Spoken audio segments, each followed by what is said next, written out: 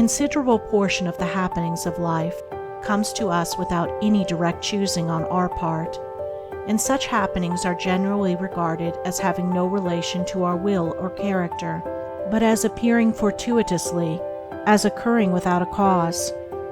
Thus one is spoken of as being lucky and another unlucky, the inference being that each has received something which he never earned, never caused. Deeper thought and a clearer insight into life convinces us, however, that nothing appears without a cause, that cause and effect are always related in perfect adjustment and harmony. That being so, every happening directly affecting us is intimately related to our own will and character, is indeed an effect justly related to a cause having its seat in our consciousness. In a word, involuntary happenings of life are the results of our own thoughts and deeds. This, I admit, is not apparent on the surface, but what fundamental law, even in the physical universe, is so apparent?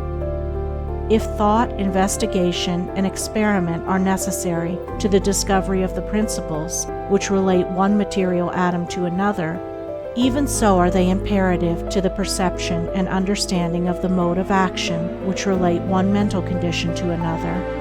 And such modes, such laws, are known by the right doer, by him who has acquired an understanding mind by the practice of true actions.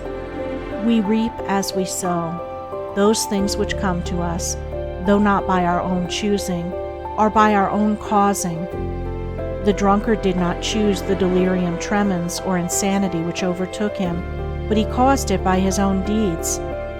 In this case the law is plain to all minds, but where it is not so plain, it is none the less true. Within ourselves is the deep-seated cause of all our sufferings, the spring of all our joys. Alter the inner world of thoughts, and the other world of events will cease to bring you sorrow. Make the heart pure, and to you all things will be pure, all occurrences happy and in true order. Within yourselves deliverance must be sought. Each man his prison makes. Each hath such lordship as the loftiest ones. Nay, for with powers above, around, below, as with all flesh and whatsoever lives, act maketh joy or woe. Our life is good or bad, enslaved or free, according to its causation in our thoughts. For out of these thoughts spring all our deeds, and from these deeds come equitable results. We cannot seize good results violently, like a thief, and claim and enjoy them, but we can bring them to pass by setting in motion the cause within ourselves. Men strive for money, sigh for happiness, and would gladly possess wisdom, yet fail to secure these things, while they see others to whom these blessings appear to come unbidden. The reason is that they have generated causes which prevent the fulfillment of their wishes and efforts.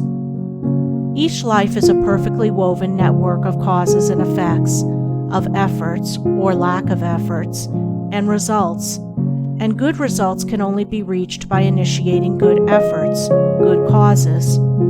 The doer of true actions, who pursues sound methods, grounded on right principles, will not need to strive and struggle for good results. They will be there as the effects of his righteous rule of life. He will reap the fruit of his own actions, and the reaping will be in gladness and peace. This truth of sowing and reaping in the moral sphere is a simple one, yet men are slow to understand and accept it. We have been told by a wise one that the children of darkness are wiser in their day than the children of light. And who would expect, in the material world, to reap and eat where he had not sown and planted? Or who would expect to reap wheat in the field where he had sown tares, and would fall to weeping and complaining if he did not? Yet this is just what men do in the spiritual field of mind and deed. They do evil and expect to get from it good, and when the bitter harvesting comes in all its ripened fullness, they fall into despair and bemoan the hardness and injustice of their lot, usually attributing it to the evil deeds of others, refusing even to admit the possibility of its cause being hidden in themselves, in their own thoughts and deeds. The children of light, those who are searching for the fundamental principles of right living, with a view to making themselves into wise and happy beings, must train themselves to observe this law of cause and effect in thought, word, and deed, as implicitly and obediently as the gardener obeys the law of sowing and reaping. He does not even question the law. He recognizes and obeys it. When the wisdom which he instinctively practices in his garden is practiced by men in the garden of their minds, when the law of the sowing of deeds is so fully recognized that it can no longer be doubted or questioned, then it will be just as faithfully followed by the sowing of those actions which will bring about a reaping of happiness and well-being for all. As the children of matter obey the laws of matter, so let the children of spirit obey the laws of spirit. For the law of matter and the law of spirit are one, but they are two aspects of one thing, the outworking of one principle in opposite directions. If we observe right principles or causes, wrong effects cannot possibly accrue. If we pursue sound methods, no shoddy thread can find its way into our web of life, no rotten brick enter into the building of our character to render it insecure. And if we do true actions, what but good results can come to pass? For to say that good causes can produce bad effects is to say that nettles can be reaped from a sowing of corn. He who orders his life along the moral lines thus briefly enunciated will attain to such a state of insight and equilibrium as to render him permanently happy and perennially glad. All his efforts will be seasonally planted. All the issues of his life will be good. And though he may not become a millionaire, as indeed he will have no desire to become such, he will acquire the gift of peace, and true success will wait upon him as its commanding master.